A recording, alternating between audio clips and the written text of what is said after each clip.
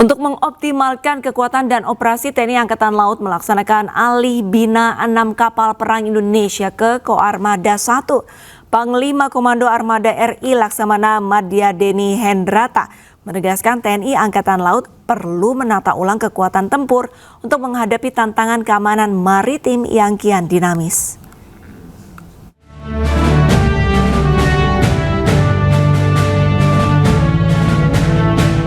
Panglima Komando Armada RI Laksamana Madya Deni Hendrata mengambil langkah strategis untuk memperkuat pertahanan laut wilayah barat. Ia resmi mengalihkan kendali pembinaan 6 unit kapal perang Republik Indonesia KRI ke jajaran Koarmada 1 yang berpusat di Tanjung Pinang, Kepulauan Riau. Deni memimpin langsung upacara peresmian alih bina tersebut di atas geladak KRI Dewa Ruci yang tengah bersandar di Kesatrian Pondok Dayung, Jakarta. Deni menjelaskan alasan utama pergeseran kekuatan alutsista ini. Menurut Deni, TNI Angkatan Laut perlu menata ulang kekuatan tempur untuk menghadapi tantangan keamanan maritim yang kian dinamis.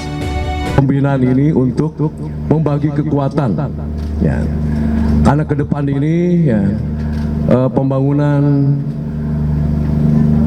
kekuatan di lingkungan Angkatan Laut ini akan semakin banyak dan kita sudah menyiapkan kekuatan masing-masing supaya berimbang kekuatan di 3 armada. Armada 1, 2, dan 3. Deni juga menyebut pergeseran kapal-kapal ini akan mempertebal keamanan di jalur-jalur krusial. Berdasarkan keputusan tersebut, Koarmada 1 menerima tambahan kekuatan signifikan dari Koarmada 2 dan Koarmada 3. Dari Jakarta, Selena Yahya, Jemi Jasin Anyus melaporkan. PT MNC Tourism Indonesia Tbk mencatatkan serangkaian tonggak sejarah penting dalam pengembangan kawasan ekonomi khusus MNC Lido City. Melalui seremoni Topping of Trump International Golf Club Lido serta peletakan batu pertama Private Clubhouse, tahap 2 menjadi momentum penting bagi penguatan posisi MNC Tourism di sektor pariwisata premium.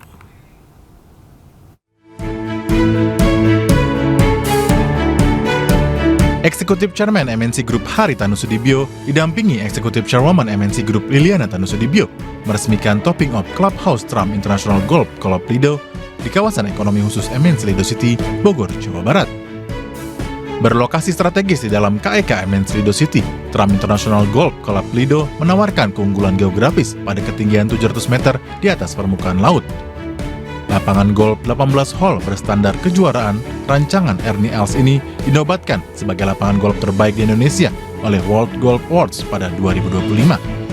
Sementara itu, MNC Tourism juga meresmikan dimulainya pembangunan Private Clubhouse tahap 2 yang dirancang sebagai tempat istirahat dan pertemuan eksklusif dengan pemandangan spektakuler Gunung Salak, Gunung Gede, dan Gunung Pangrango. Trump Clubhouse di Lido ini yang paling besar dari seluruh clubhouse milik Trump di seluruh dunia.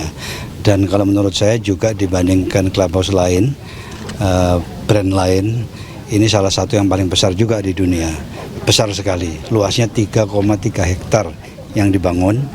Fasilitasnya banyak sekali, ya, ada beberapa restoran, ada ballroom yang sangat besar, ada meeting room, ada juga ballroom yang untuk MICE, ya, yang semi outdoor.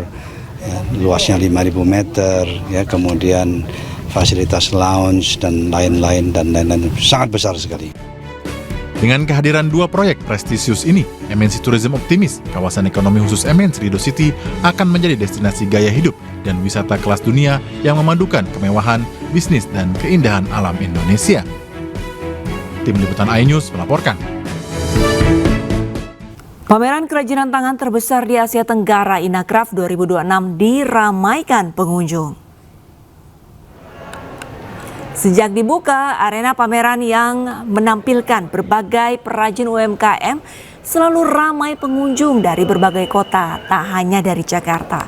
Mereka datang untuk membeli berbagai produk kerajinan, mulai dari wastra, aksesoris, perhiasan, hingga produk dekorasi rumah berbasis kearifan lokal.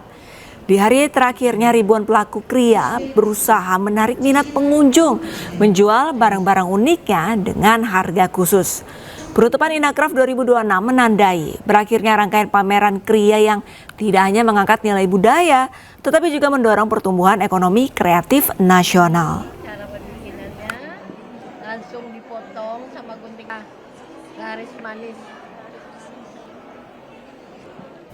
Untuk mengetahui informasi selengkapnya, kami sudah terhubung dengan jurnalis iNews ada Dilami Aulia di GICC Senayan, Jakarta.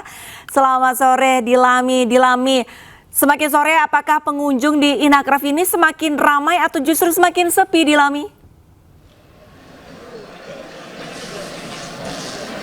Ya, selamat sore Arlista dan juga pemirsa. Kalau kami pantau pengunjung di Inacraft 2026 yang bertempat di Jakarta International Conference Center, ini sangat ramai ya, karena ini hari terakhir nih Arlista dan juga pemirsa. Dan di Inacraft 2026 ini ada lebih dari 1000 booth yang dibuka dari individu, pemerintah, kemudian juga dari BUMN atau dari pihak swasta ya. Ini banyak sekali. Pilihan produknya juga beragam Arlista dan juga pemirsa. Kalau saya bisa explore begitu ya, banyak sekali produknya.